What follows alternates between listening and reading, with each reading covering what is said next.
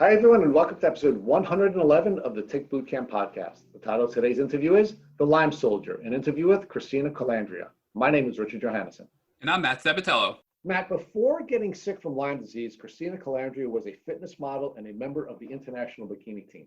Now, she is the Tick Bootcamp Lyme Soldier because she refused to reschedule her podcast interview despite being very sick at the time that we interviewed her. While we were doing the interview, I repeatedly urged her to allow us to reschedule the interview because she was just so sick. But Christina refused to reschedule. She wanted the community to see and hear the real Lyme experience. Rich, what bothers me the most about Christina's Lyme story is that she's been battling this war against Lyme since 1999. More recently, she's met a fellow Lyme soldier, Dr. Jemsek, whose medical license was suspended in North Carolina, which forced him to leave the state and practice medicine elsewhere to continue to help people with Lyme disease. Christina's joined forces with Dr. Jemsek, and together they continue the war against Lyme disease. Matt, I am honored to introduce the Lyme Soldier, Christina Colandrea. Hey, Christina, welcome to the podcast. Hey, Rick, thanks for inviting me. I'm excited. Well, Matt and I are really blessed to have you, and I know you're going to bless our listeners with you sharing your Lyme disease journey with them. So, Christina, where are you living now? I'm living in Columbia, Maryland. And what do you do there in Columbia, Maryland? I am a certified orthodontic assistant, but I am currently unemployed due to having the Lyme disease. I'm sorry that your Lyme journey has taken that turn for you, but I feel very confident that by the end you're going to be back to doing that and some of the other things you had been doing. So, Christina, why don't you share with us where you grew up? I was actually born and raised here in Columbia, Maryland. There was a point where I lived in Arizona, but that was during my college years. So I was here in Columbia, Maryland for the most part. So you're a Maryland gal through and through. Yep. So when you were a child and you were spending your time dreaming about what your future would be, what kind of goals and dreams did you set for yourself? Well, I had wanted to become a model. And that was like kind of coming from my grandmother, from her side, for her showing it to me. She used to do some of the same stuff. And she got me involved with John Robert Powers, which is some modeling agency. And I didn't really have any other dreams other than that sole focus. I kind of struggled, to be honest with you, throughout school to figure out what I actually wanted to do, because me being a ballet dancer, because I was also a ballet dancer for 17 years, the doctors just told me that I couldn't dance anymore because of like my knee damage and ankle damage and stuff. And it looked like I'm developed degenerative disc disease. So I couldn't dance anymore. So that kind of got just like squashed. So during the course of your childhood, your dream was to become someone in the entertainment industry. First, you were pursuing the athletic arts, but then when the athletic arts were not available to you because of some physical injuries that you suffered, you began to pursue the modeling arts. Correct, yeah. And I also did become, through Sterling Jewelers, I became a certified diamondologist, which I like diamonds. I just didn't like the how I had to sell them. I felt pressured, like I had to sell, push these people to buy more than what they wanted, and I'm not that type of person. So I did that, and then I also continued to go to a dental assisting school. And but I did that later on after I had gotten married, and so then I became, from being a general dental assistant, I became a certified orthodontic assistant instead, and with my radiology license. Okay, so let's talk about your childhood and the pursuit of your artistic dreams. First as a ballet artist, and then ultimately as a model. Mm-hmm.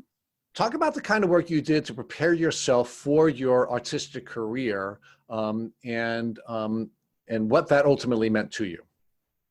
Well, pretty much Monday through Saturday, growing up from the age of 5 to 17, my life was, wake up, go to school. As soon as I came home from school, ate something real quick, changed in my dance outfit, and go off to the dance class, come home, eat something real quick, get the homework done, go to bed. And the only day that wasn't like that was Saturday, but I was still dancing on Saturdays. I just didn't start dancing until 11 o'clock a.m. And then it was up until 8 p.m. So I was really competitive with it. So that's basically what my schedule looked like from the age of 5 to 17-ish. Am I correct in my understanding that you were aggressively pursuing your ballet practice because you were hoping at some point to convert that into a career? Oh, yes, absolutely. I was pursuing my ballet path in college, and I did it for I think 3 semesters before the doctors told me and looked at me like, you can't dance anymore, Christina. This you can't. Your body just can't handle it. Okay, so let's talk about that. So you were a successful enough ballet dancer to convert that into your educational path and going into college. So where'd you go to college, and what was your initial goal when you went to college? I initially went to Scottsdale Community College, that's located in Arizona, to get my residency, and then I got my residency and transferred over to ASU. And what was the second part of the question? I'm sorry. And when you went to Arizona, first to the community college and ultimately to ASU, what was your course of study and what were your goals with that course of study? Gosh, I changed my major so many times. Like I can't count. I was the dance major, and then after the doctors told me I couldn't do it anymore, I switched to psychology, and then I was like, I'm not so sure if this is for me. Then I switched to criminal justice. I was like, not sure if this is for me. And I go to my counselor. I'm like, what do I do? And she's like, well, you have enough credits where you can just, get a associate's degree. I said, what do you mean? And she said, you can do it in general studies. You just have to apply for it because you have enough credits. And I was like, okay, then I just want to apply for it. So I got my associate's degree, and then that's when I transferred to ASU, and I majored in business administration at that point. And then I did that for 2 semesters, and then that's when I dropped out and was like, I don't know what I'm spending our money on, and then it just wasn't fair. So I packed my things up and came back home to Maryland. Now, I understand that you went from pursuing a dance career to then pursuing a modeling career. And part of the reason why you pursued your modeling career is it was sort of a next step, a less, I guess, rigorous or athletic step. But even more importantly, it was something that your grandmother had instilled a desire in you to do. Can you share with us how you then began your modeling pursuits? Yeah, I first modeled when I was 16, and that was through the John Robert Powers Agency. and then it wasn't until honestly this 2016 that I really started really modeling for where it actually went somewhere, and I became part of the international bikini team. Somehow one of my friends recommended that I go to, I can't remember the venue, but it was somewhere over the Bay Bridge over here in Maryland. And there was a director of the bikini team, and she came up to me and she says, are you one of the contestants? And I was like, no. And she goes, oh, would you like to participate on this bikini contest? And I was just like, well, I happened to have my bikini on because it was at a location where they had boats docked and everything. And I'm like, oh, sure, yeah, I'll do that. So that was in June 2016, and up until this day, I'm still part of the team. My place is just on hold for right now. Until I get better. So I miss it very much, though. I can't wait to get back to them. So let's talk about the bikini team experience and how that developed for you. So you have this chance opportunity to participate in a bikini contest, and that results in you being offered an opportunity to model with that team. Can you talk to us about the types of activities you did with that team and what kind of events you went to prior to you getting sick? Yeah. So one of my favorite events that we do every year is called the Sturgis Buffalo Chip, and it's the biggest biker rally in the U.S. As to my knowledge, at least. And what we do there is we hold pageants on the big stage every night. I think between 9 and 11 p.m. And other events, whether it's in the Poconos, we go to a lot. We go overseas, the Dominican Republic, and what we'll do is, most of the time we're running bikini contests, like within ourselves, and then whoever places, they get X amount of money. We also do other stuff, like we get hired to be ring girls at like fighting matches, like boxing, UFC, you name it. Or we'll be hired to be golf caddies. And what's another thing that we do? We'll show up to, calendar signing events with like Harley Davidson, because the director likes to partner up and work with them. But it's definitely a lot of fun, and I love it. So it sounds like you were living a pretty glamorous life, and you were regularly serving in some type of a celebrity or modeling capacity during many years of your life. Now, why don't you share with us when you first started to show the symptoms of what now you know to be your tick disease, and how that began to interfere with your modeling aspirations? Okay, so my first time feeling any symptom, I was honestly about 12 years old, and I started having issues with insomnia. And then I was having issues with feeling fatigued. And with my dance classes, I just felt frustrated because my team members, seemed to be doing better than I was, and they seemed to be not being out of breath, and I'm just like, man, I was probably the skinniest one in the room, and it just didn't make any sense. And then the doctors, tried to tell me that it's probably because, I have sleep apnea, and which I have mild sleep apnea, but it's so mild that you can't really do much for it. And I tried the CPAP machine, and I couldn't do that.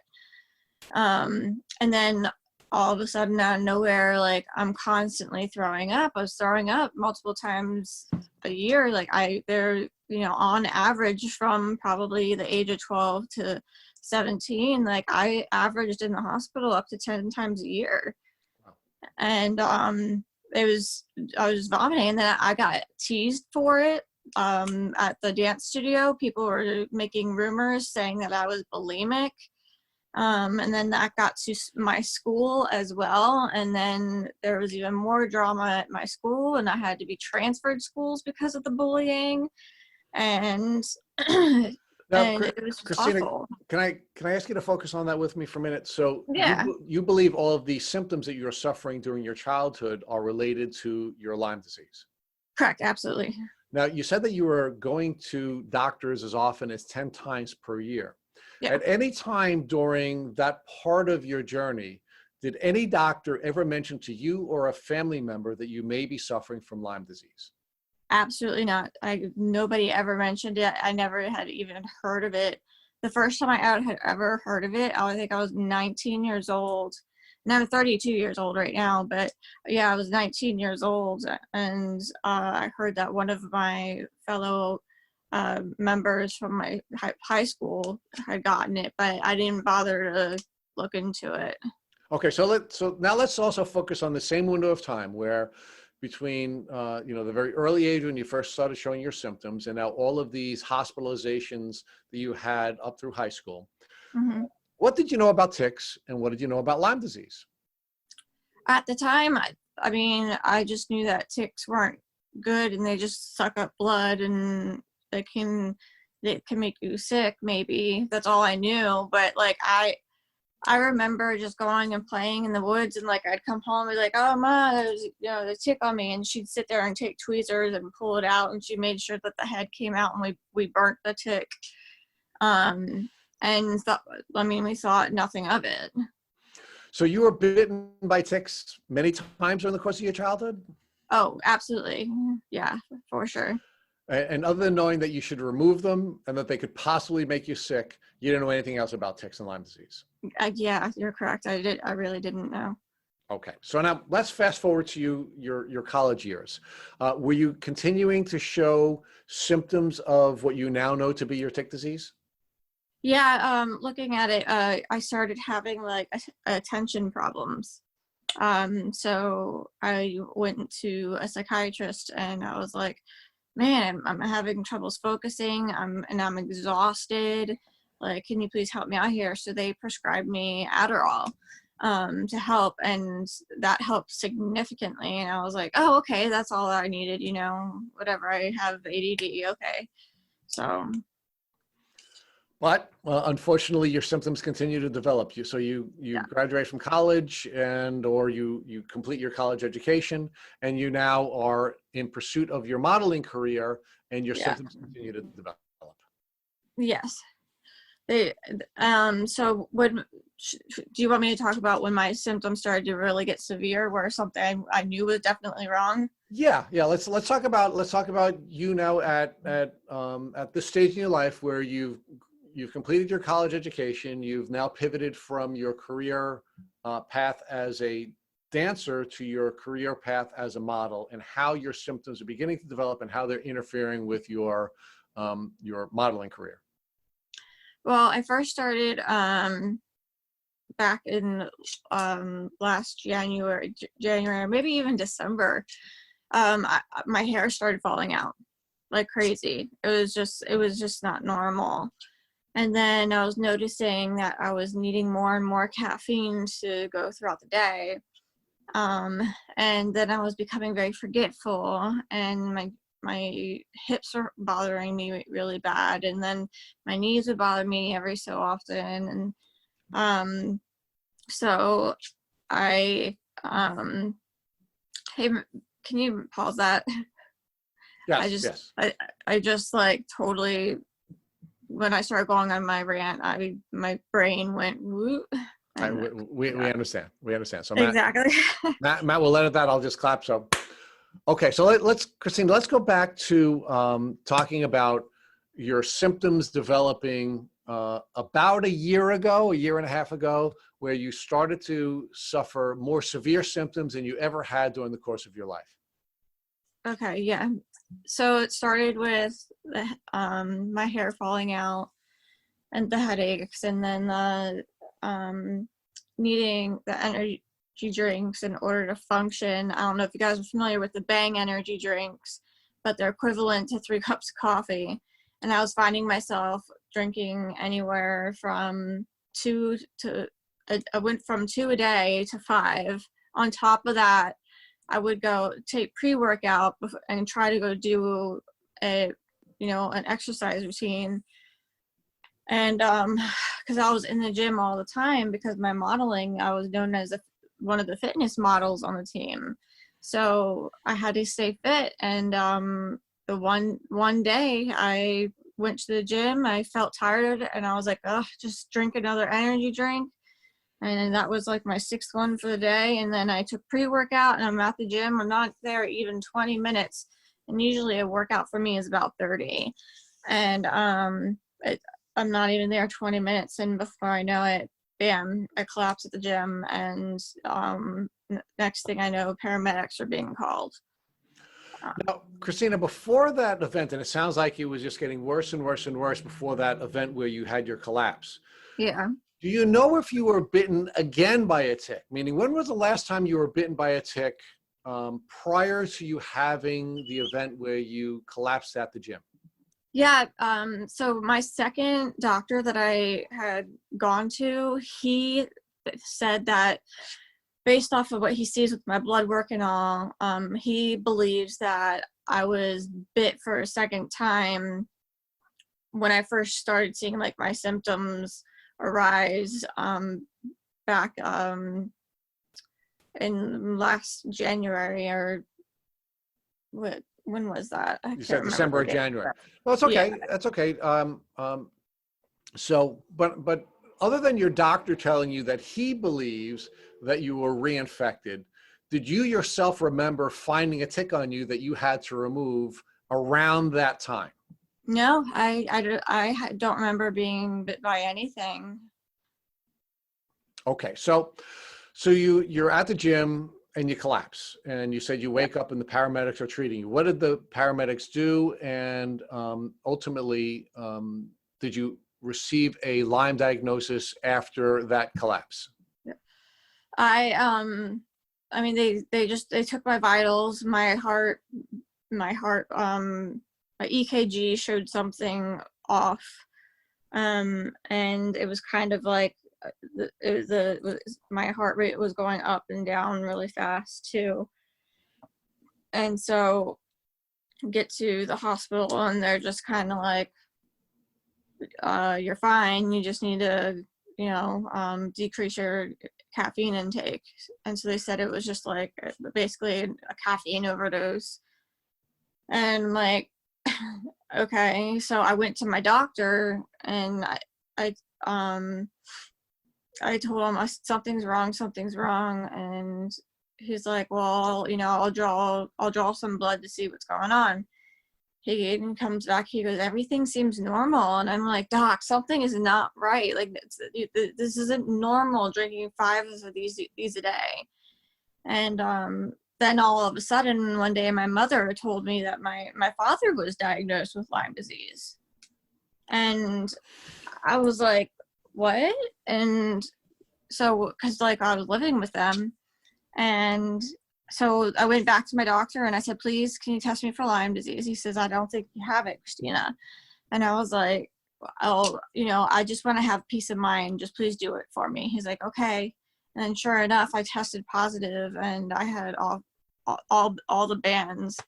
I don't know, did you want me to go further with the doctor's part, or? Well, we're going to talk more about that, but I'd like to explore with you a minute the conversation you had with your mother when she told you your dad had Lyme disease. So how did that come up, and were you surprised that your dad had Lyme disease when your mom shared with you that he had recently been diagnosed?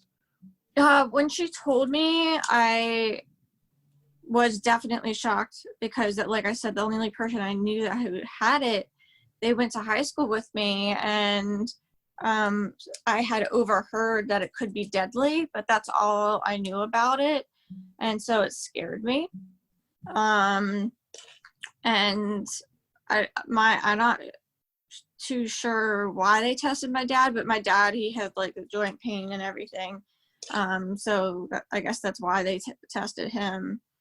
But now, do you believe that your dad suffered his Lyme disease as a consequence of a tick bite just before the diagnosis, or is this something you think he may have been suffering from for many years? Oh no, I think like looking back, I think this is something my dad contracted years ago, just because, and he's also type 1 diabetic on top of it. But yeah, I definitely think he was diagnosed. I mean, he was infected years ago. 'Cause it's amazing, like watching him as far as like joint pain, he's worse off than I am. And he's just like moans, grunts, everything. And you can see he struggles just to sit or get up out of a chair. So yeah, I think he's at the same stage I am. We're both at the stage 3. So Christina, do you think it's possible that perhaps your dad had actually transmitted the Lyme disease to you, and that, maybe you were suffering from Lyme disease congenitally? Or do you think you contracted your Lyme disease as a consequence of a series of tick bites? It's funny you say that because my mom has been diagnosed with lupus, but I know lupus is one of those ones that it, misdiagnosed and is actually a Lyme disease. So there is a part of me that thinks I could have gotten it congenitally from my mother because she could have been infected. But there's also another part of me that was saying no, because I really didn't have any symptoms at all until I was, about 12 maybe. I don't know. So it's so hard to determine. And my mom went for her test with the doctor and it came up negative. But as we know, sometimes a negative is a false negative. So we don't really know. So let's talk about your diagnosis. So your dad gets diagnosed, you go back to your doctor, who had not clinically diagnosed you with Lyme disease, despite having some very classic Lyme symptoms. But you do demand the Lyme test. He concedes and gives you the Lyme test, and you now come back Lyme positive. Yes. And now tell me how you felt when you got your Lyme disease diagnosis. Were you happy? Were you sad? Or was it some combination of the two? It was more of like, oh, okay, here's a relief. I have an answer as to why I've been suffering and like what's been going on. But then again, I was like, whoa, well, I don't really know much about this. Maybe I should educate myself, and thank God I educated myself, because that's how I found out, you really shouldn't go see infectious disease doctors or what have you. You really do need to see an LLMD. So initially your reaction was, all right, I have a diagnosis and I should be able to pretty easily treat this? Yeah, I thought for sure. Everyone I talked to, like friends, coworkers, family members, you name it, they're like, oh, no big, because my doctor did give me 6 weeks of doxycycline, and they said that should take care of it, like no problem. So there's nothing to worry about, Christina. And as I started reading more and more and more while I'm doing the 6 weeks of the antibiotics, it was at the 4th week of antibiotic treatment that I found an LLMD that I decided to go to. Now, I'm sorry, Matt. Christina, when you were taking your 6 weeks of antibiotics, were you taking oral antibiotics or were you taking intravenous antibiotics? I was taking oral at the time. And how did the antibiotics affect you? Meaning, did you receive some relief initially, or were they affecting you in some other way? Unfortunately, my body went haywire and it went south. I started dropping weight drastically. I went from 120 pounds down to 94 pounds. And then I started developing with the Lyme rage, and I was herxing really bad. And I went and actually attempted suicide twice, just a day apart from each other. And it's just, I've struggled with mental health issues like since I was 15, but that's, my current LLMD is telling me that my psychiatric issues could be related to the Lyme. But yeah, I think that's why I herxed in that manner, is because I was already, having bad mental experiences from it. So Christina, you shared with us that you were starting to have some mental health issues after you started to take the course of doxycycline that was prescribed to you. Yes.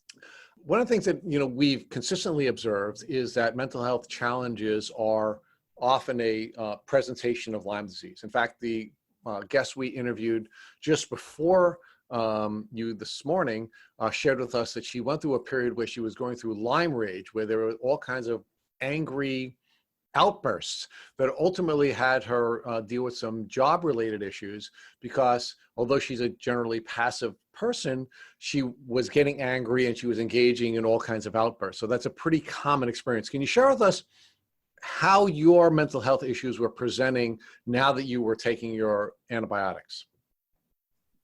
Oh yeah. The Lyme rage was definitely present for sure. I was so irritable. I'd snap at everybody. It was almost like I was looking for fights to pick, and I just felt like such a very unhappy person because of it. And then I became super depressed because I felt like I felt like I was losing my friends because of the Lyme disease.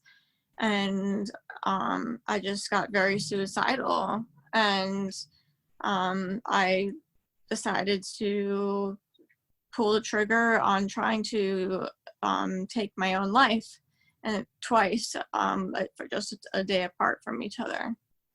So, Well, thank God you were not successful in those efforts. Exactly. Thank God. So Christina, tell us,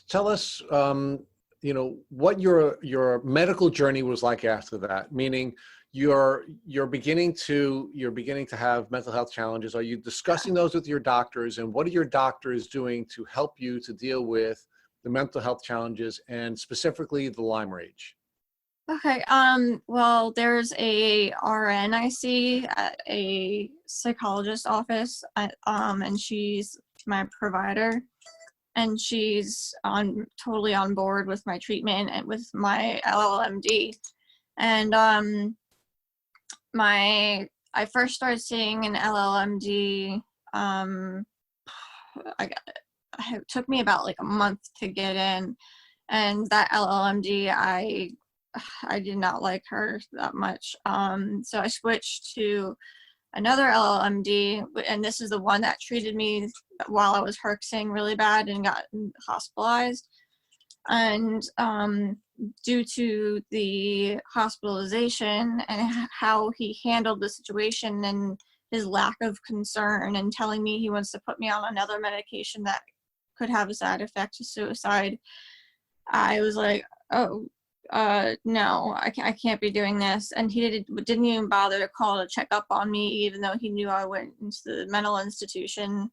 So I said, I need to see a new doctor. And long story short, I watched a documentary called Under Our Skin, and it has Dr. Jemsek on there.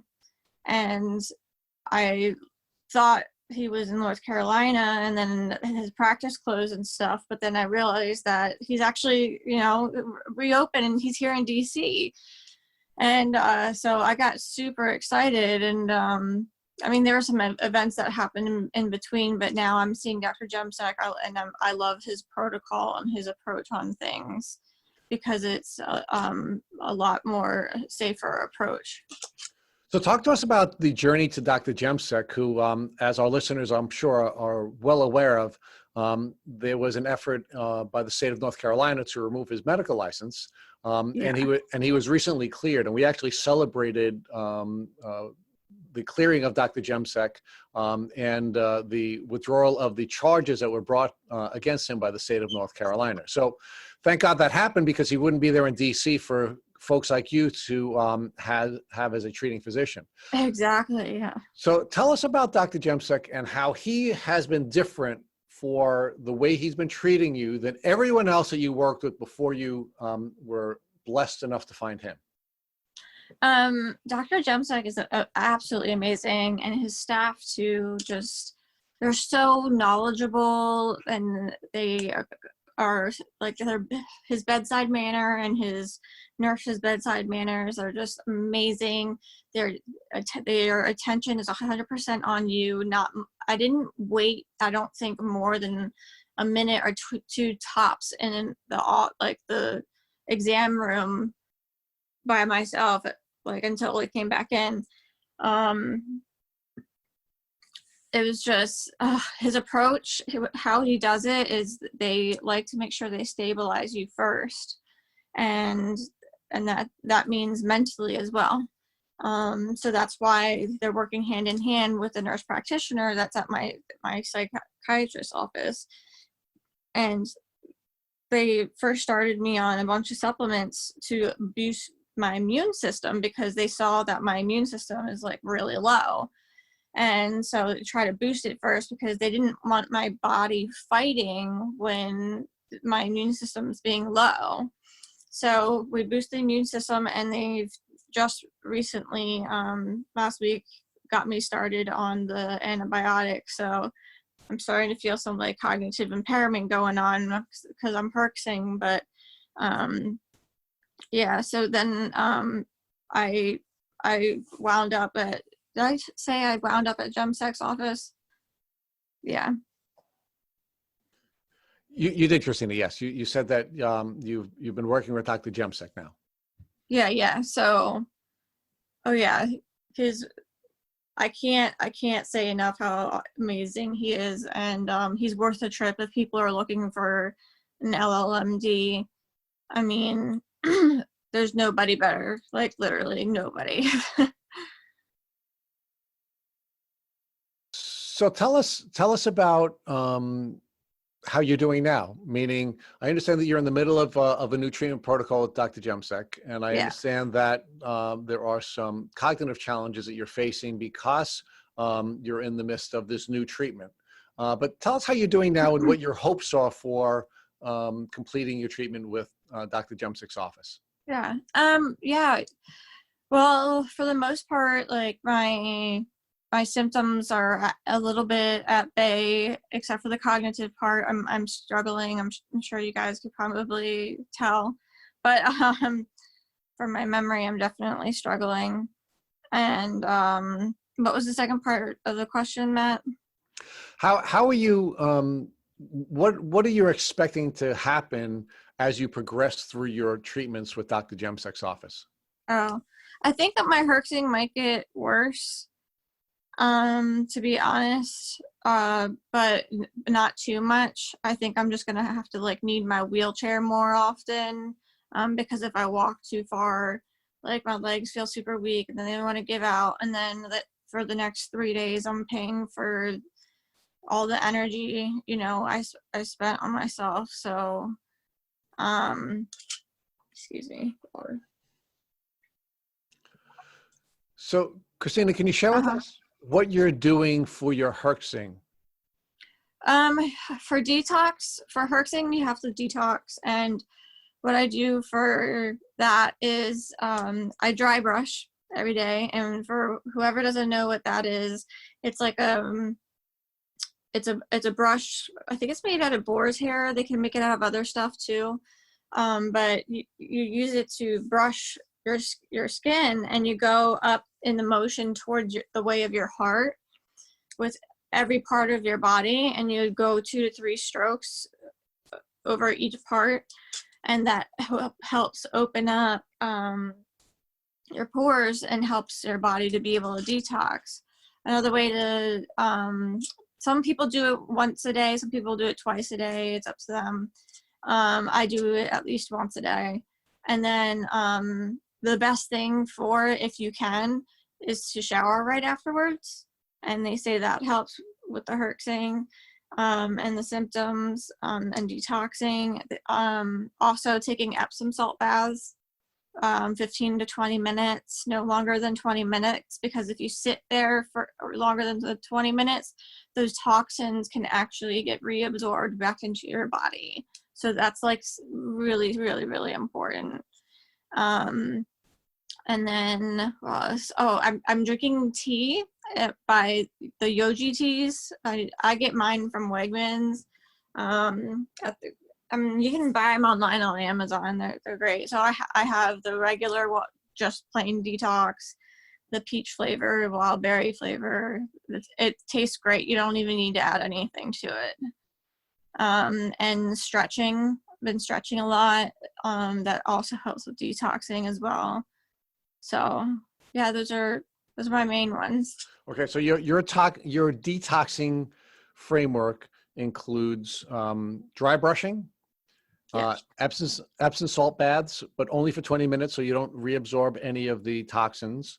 You're drinking herbal teas, and they're assisting you as well. And the fourth step in your framework is that you're also doing some stretching, some light exercising. Yes, absolutely. And are you finding that those combination of steps that you're taking are helping you through the Herxheimer reactions that you're getting from your antibiotics? Yeah, I believe it's helping him from getting worse. I tried to detox as much as I could last night, so I could make sure I was at my best today. And I'm like, it's like a bummer. I keep feeling myself like, I can hear myself like being affected. But no, you're doing wonderfully, and we really appreciate you taking this time. So Christina, one of the last things I wanted to talk to you about, and you've been really generous with your time, is the transformation that you've gone through. And I understand now that now that you're at another place in your journey, that you're a little less active on social media than you had been before.